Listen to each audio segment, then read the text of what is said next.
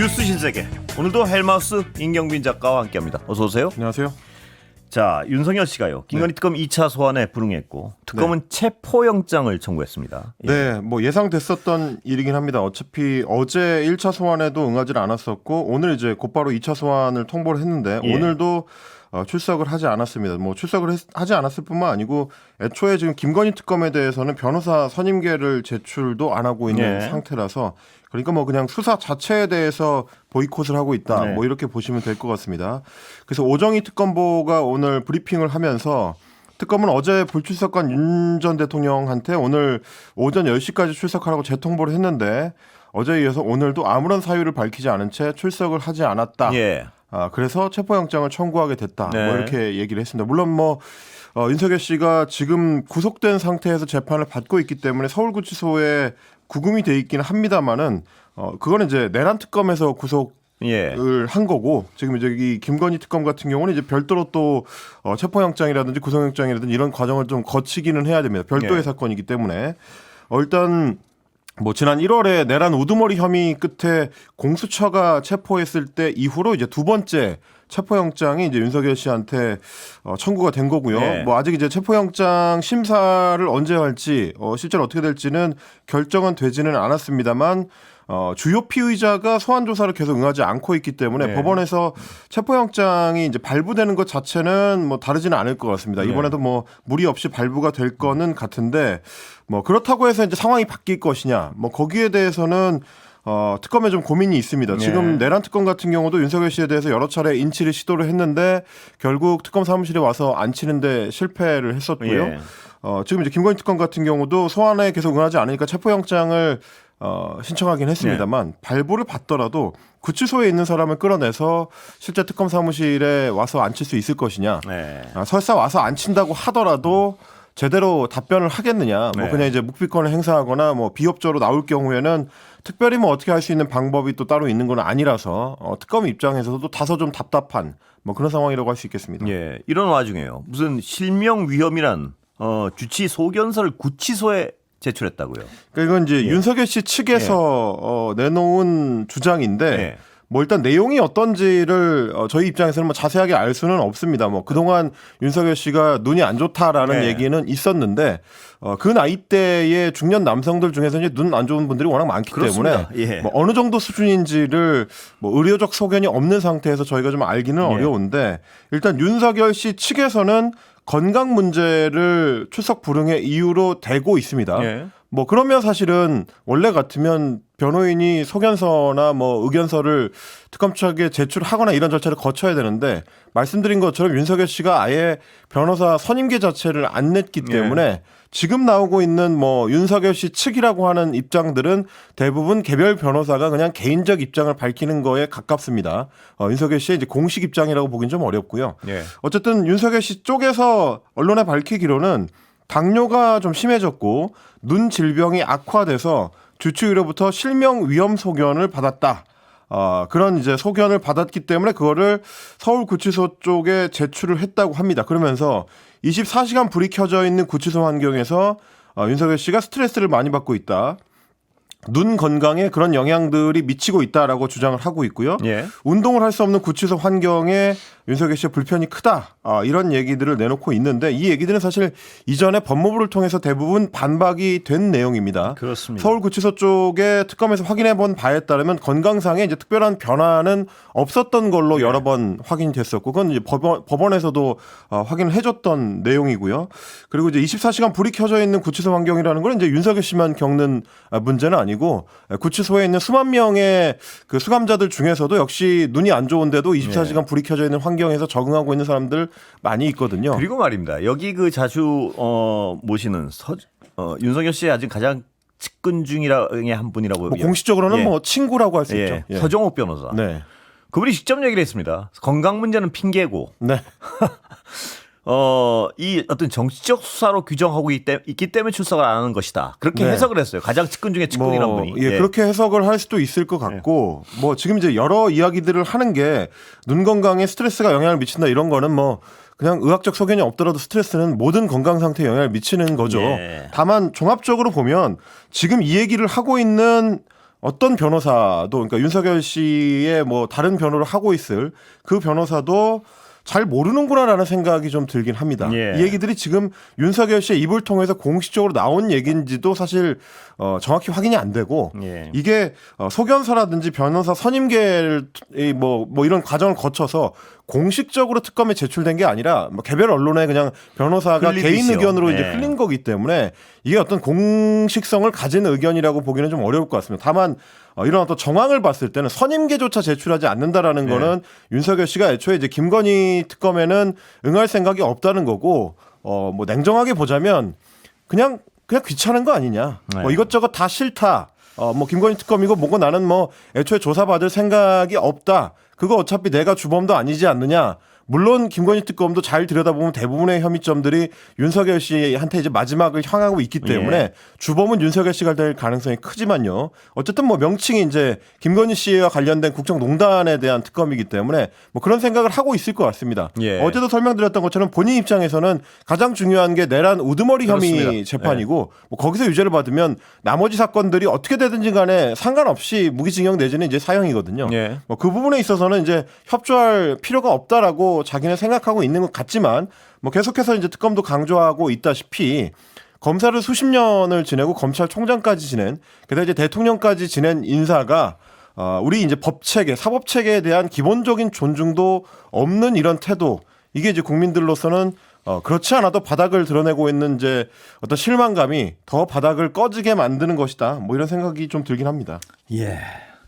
물론 뭐 윤석열 씨한테 뭘 기대하겠습니까만은 이제 그런 뭐 제가 그 안타까운 얘기를 하려다 말씀을, 말았습니다. 예, 말씀을 드리게 됩니다. 그 얘기를 하려다 말았습니다. 자, 내란 위자료요. 10만 원. 소송의 일부 승소한 판결이 나오니까 이런 식으로 하면 나도 하는 분들이 꽤 있는 것 같습니다. 네, 그렇게 해서 이제 새로운 그 위자료 청구 소송들이 지금 쌓여가고 예. 있는 중인 것 같은데 우스꽝스러운 거는 이제 저희가 좀 전에 설명드렸던 예. 특검 수사에 대해서는 한사코 아프다면서 대응을 하고 있지 않는 윤석열 씨가 예. 이 위자료 청구 소송에 대해서는 거의 즉각적인 반응을 보이고 그렇습니까? 있어서 예. 그것도 참 공교롭다라는 생각은 네. 듭니다.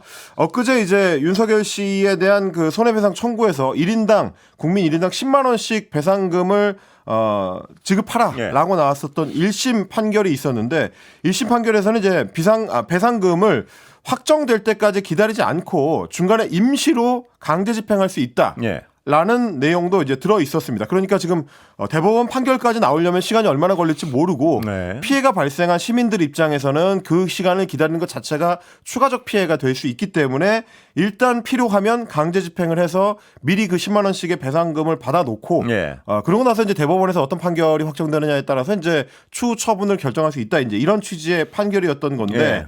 여기에 대해서 강제 집행을 정지해달라는 신청을 어제 서울중앙지법에 윤석열 씨가 제기를 했다고 합니다. 예. 1심 판결에 불복해서 항소를 한 거는 당연하고요. 예. 일단 항소심으로 이제 가보겠다라고 이제 항소를 했고 즉시 항소한 데 이어서 강제 집행해서 내 통장에서 10만 원씩 빼가는 거 하지 말아달라라는 대응 조치까지 나섰습니다.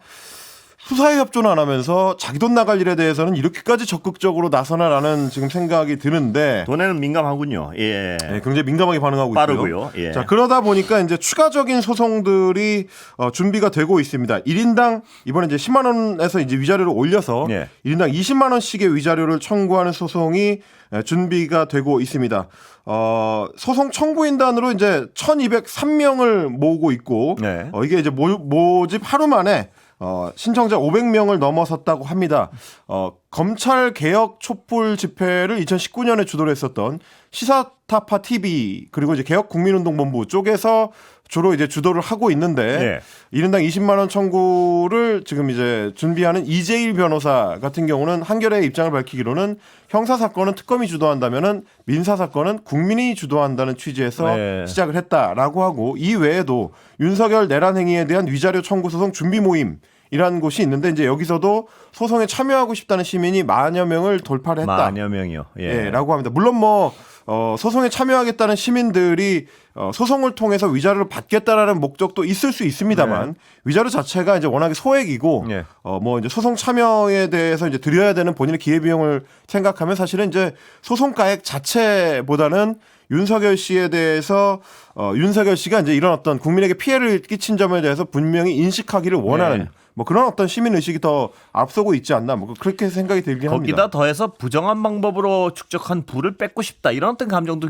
꽤 있는 것 같습니다. 보면 여러 네, 명이 뭐 그 안에 힘을 이제 합쳐서. 부정한 그 수단이 동원됐을 수도 있으니까 물론 네. 뭐 윤석열 씨 본인의 축적 자산은 김건희 씨에 비하면 이제 굉장히 좀 소량이긴 합니다. 거기에 또 더 나가면 이제 김건희 씨가 공동 책임 있는 부분까지 따지고 싶어하는 시민들의 그럴 수 마음도 있죠. 있는 예. 것 같고요. 예. 자, 김건희 씨 목걸이 관련해서요. 통일교 측 증언이 나왔다면서요. 네, 이 목걸이 얘기는 새로운 보도가 나올 때마다 기존의 입장이 바뀝니다. 예. 오늘도 마찬가지인데요. 김건희 특검이 지금 통일교의 청탁 의혹과 관련해 가지고 새로 확보된 증언이 있는데 통일교의 고위층 인사 A 씨가 2022년 7월쯤에 김건희 씨하고 통화를 했고 2022년 7월이면 일단 윤석열 정권 출범하고 2달이 지난 예. 이후입니다. 가장 힘이 센 정권 초반인데 이때 김건희 씨랑 직접 통화를 했고 그 이후에 김건희 씨한테 목걸이를 선물하라라고 지시를 했다는 진술입니다. 네. 이 말대로라고 하면은 그동안 통일교가 주장해왔었던 통일교 교단 차원에서 김건희 씨의 어떤 뇌물을 준비하거나 청탁을 한 적이 네. 없고 윤영호 전 세계본부장 개인 일탈이다라고 했었던 주장과 상당히 좀 배치되는 네. 뭐 그런 입장이 되는 겁니다. 최근 한 통일교 인사를 특검이 조사를 하면서 확보한 증언인데 A 씨가 최소 한 차례 이상 김건희 씨와 통화를 했고 윤영호 전 통일교 세계본부장한테 2022년 7월에 한 나라의 국모가 이런 일로 핀잔을 받아야 되겠냐. 김건희 여사한테 목걸이를 선물해라라고 했다. 예. 이런 진술입니다. 근데 이제 그 2020년 7월이 어떤 시점이냐면 이미 2020년 6월에 나토 정상회의가 김건희 씨가 참석하면서 6천만 원대의 반클리프 앤 아펠 목걸이를 네. 착용을 했는데 논란이 되니까 지인한테 빌린 빌렸다. 거다. 예. 이렇게 이제 해명을 했을 때입니다. 그러고 나서 7월에 통화를 한 통일교의 고위층 인사가 뭐 국모가 뭐 이런 것 때문에 쪽팔리게 이러느냐.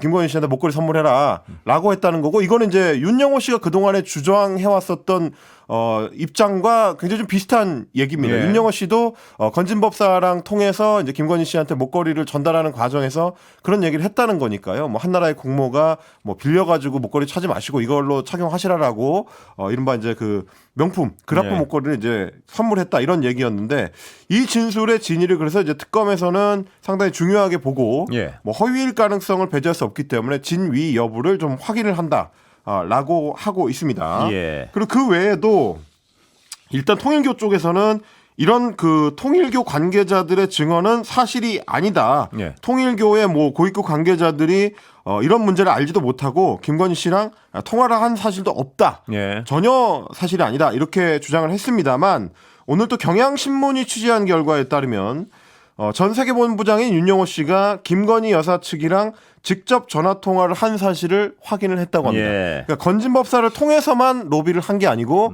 윤영호 씨가 김건희 씨랑 직접 소통을 했다는 건데 윤석열 정부 출범을 전후해서 윤영호 씨가 이제 김건희 여사 측으로부터 직접 연결될 수 있는 한 라인 연락처를 확보를 해서 최소 한 차례 통화를 했다. 예. 이 연락처는 유모 전 대통령실 행정관이 관리하는 전화번호고요.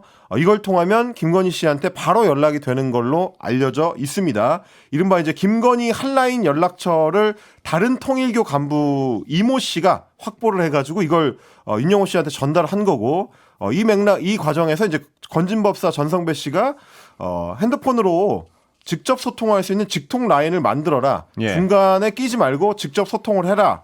라는 식의 이야기를 듣고 이렇게 이제 한 라인을 구축하게 된 거다. 예. 지금 이제 특검에서는 이런 내용까지도 지금 확보를 한 걸로 보입니다. 그런데요. 김건희 씨 오빠는 검찰 조사에서 뭐라 그랬습니까? 이 목걸이 관련해서는. 진술을 거부를 예. 했습니다. 일단 뭐 엊그제 그 수사를 받을 때도 물론 뭐 처음에는 양평 그 이제 공흥지구 개발 문제와 예. 관련해서 수사를 받기 시작했습니다만은 이번에 이제 압수수색 과정에서 장모의 집에서 목걸이가 또 발견이 되는 바람에 이 부분과 관련해서도 어떻게 해서 장모 집으로 예. 김건희 씨의 그 반클리프 앤 아펠 목걸이가 물론 모조품이라고 합니다만 흘러가게 됐느냐라고 추궁을 했는데 이 흘러간 경위라든지 진품 여부 이런 것들에 대해서 진술을 거부를 했다. 예. 라고 합니다. 그러면 그동안에 김건희 씨가 이제 주장했었던 내용에 대해서도 오빠인 김진우 씨는 제대로 답변조차 하지 않았다라는 얘기가 됩니다. 네. 지난 5월에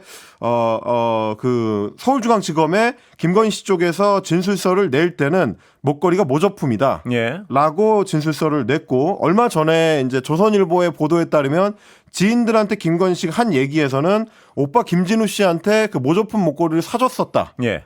그리고 나중에 이제 나토 순방을 갈 때 빌렸다가 뭐 돌려줬다. 뭐 이런 취지의 진술이 아니고 이제 이야기를 예. 주변 지인들한테 했다고 하는데 그 얘기랑도 또 직접 연결이 좀 되는 뭐 그런 맥락이 있는 건데요. 예. 뭐 그럼에도 불구하고 이제 김진우 씨가 이제 어떻게 받게 됐는지를 말을 하고 있지 않기 때문에 예. 뭐 이 사안에 대해서도 결국 김건희 씨 본인을 8월 6일에 소환조사 할 때 확실하게 좀 확인을 해야 될 걸로 보입니다. 예, 시간 때문에 일단 저 최혜병 특검 얘기를 좀 꼭 해야 될 것 같습니다. 조태용 전 국정원장이요. 역시 또 돌아섰군요. 이분도. 네, 지금 뭐 이른바 경로 회의 때 네. 참석을 했었던 주요 피의자들이 대부분 특검에 가서 이른바 경로서를 뒷받침하는 진술을 내놓고 있습니다. 조태용 전 국가정보원장도 그 당시에 2023년 7월에는 국가안보실장이었는데 예. 그래서 이제 안보회의에 그 참석을 했었고요. 그때 윤석열 씨가 해병대 수사단의 초동조사 결과를 보고받고 경로했다라는 사실을 엊그제 특검에서 인정을 했다라고 네. 합니다. 그 당시에 이제 임기훈 대통령실 국방비서관이 윤석열 씨한테 이제 임성근 전 해병대 1사단장을 비롯한 8명에 대해서 업무상 과실치사 혐의자로 적시돼 있는 네. 해병대 수사단 초동 조사 결과를 보고를 했는데 여기에 대해서 이제 윤석열 씨가 갑자기 화를 냈다라고 예. 증언을 했다고 합니다. 2023년 8월에 국회에 출석했을 때에는 경로한 사실이 없다라고 주장을 했었는데 그랬었죠. 예. 2년 만에 정반대로 입장을 뒤집은 겁니다. 뭐 이렇게 되면 이제 입장을 뒤집고 진술을 한 사람이 김태호 전 안보실 1차장, 이충면, 왕윤종 전 대통령실 비서관까지 해서 총 4명이 예. 되는 겁니다. 그러면 뭐 이제 사실상 윤석열 씨가 그 당시 안보실 회의에서 수사 결과를 보고받고 화를 냈다, 경로했다는 사실까지는 어느 정도 이제 확인이 됐다라고 볼 수 있을 것 같고 예. 그동안 부인해왔던 최측근들이 싹 다 돌아서는군요, 이제. 네. 뭐 윤석열 씨가 이제 2차 체포가 된 이후에는 지금 대부분 같은 입장으로 이제 돌아서고 있는 건데 예. 조태용 당시 안보실장 같은 경우는 또 특이할 만한 점이 그 회의에서 윤석열 씨가 화를 내고 난 직후에 이종섭 당시 국방부 장관한테 전화를 걸었다. 예. 이것도 진술을 했습니다. 그때 자기가 들은 그 통화 내용도 진술을 했는데 네. 이렇게 모든 사람을 처벌해서는 안 된다라는 취지의 질책이 있었다. 예. 이렇게 얘기를 했습니다. 그러니까 윤석열 씨가 그 당시에 수사 보고를 받고 경로를 했고 경로한 상태에서 이종섭 국방부 장관한테 전화를 해서 수사를 이렇게 하면 안 된다라고 질책을 했고 예. 그리고 나서 전화를 끊은 이종섭 장관이 곧바로 해병대 김기환 사령관한테 전화해서 뭐 기자회견을 취소를 하고 기자 브리핑을 취소를 네. 하고 수사 결과를 이첩하지 말아라라고 지시를 한 이 타임라인이 사실상 연결이 되는 뭐 그런 흐름이다. 딱딱 맞아떨어져 가고 있군요. 그 그렇습니다. 진술이요. 뭐 예. 물론 이제 많은 우리 이제 청취자분들 네. 국민들께서는 이런 흐름이었을 거라는 거를 그동안의 보도를 통해서 어느 정도는 예상하셨겠습니다만 회의에 참석했었던 이제 주요 참석자들, 주요 피의자들이 본인의 입을 통해서 윤석열 씨를 향한 혐의점들을 확인해주고 있는 셈이기 때문에 더군다나 그들이 다 그동안 부인해왔던 사람들이 그렇습니다. 진술을 예. 뒤집고 있기 때문에 최상병 특검 입장에서는 수사의 분수령을 넘고 있다. 예. 뭐 이렇게 볼 수 있을 것 같습니다. 해병 특검 얘기 잠깐 더 해보겠습니다. 김건희 씨가 비아폰 사용했다는 보도는 계속 나왔는데요. 네. 그 통화 기록 압수수색했다고요. 네, 뭐 이미 보도를 통해서 확인된 내용이긴 합니다만 어쨌든 최상병 특검에서 이 사안에 대해서도 구체적인 확인 작업에 착수를 했습니다. 일단 대통령실을 이제 오늘 압수색을 네. 했다는 사실을 이제 밝혔는데 지난주에 대통령실과 국방부 군 관계자의 비에폰에 대해서 압수수색 영장을 집행을 했고 윤석열 씨와 이제 김건희 씨 그리고 조태용 전 국정원장, 이종섭 전 국방부 장관, 임성근 전 사단장 등등 당사자 21명의 비화폰 통신 기록을 제출받을 예정이라고 합니다. 예. 그러니까 수사 외압이 의심되는 기간 동안에 이 사람들이 주로 이제 비화폰을 통해서 소통을 했을 가능성이 있기 때문에 예. 비화폰을 통해서 만약에 서로 소통을 하면서 수사에 어떻게 대처할지 혹은 뭐 로비를 어떻게 진행할지 이런 것들이 오갔다고 하면 뭐 이것들을 통해서 이제 내용 확인을 최종적으로 하려고 하는 것 같습니다. 예. 김건희 씨 비화폰을 뭐 이뿐만 아니라 계속 써왔던 것 같습니다. 지금 보면 여러 가지 뭐 보도를 초기에 보면. 정권 예. 초기에 비화폰을 지급을 받았던 예. 것으로 이제 추정이 되고 있고요. 그리고 뭐 이제 계엄 직전까지도 이제 비화폰을 사용했던 게 확인이 됐기 때문에 뭐 이런 부분에 대해서도 이제 수사를 해야 되겠죠. 예, 야당 얘기 좀 가보겠습니다. 야당은 도대체 어디까지 갈지 모르겠는데요. 급기야 전한길 씨가 당대표 후보들을 이른바 면접하겠다는 비슷한 어떤 얘기를 또 한 것 같은데요. 본인의 유튜브 예. 채널을 통해서도 여러 차례 얘기를 했었고요.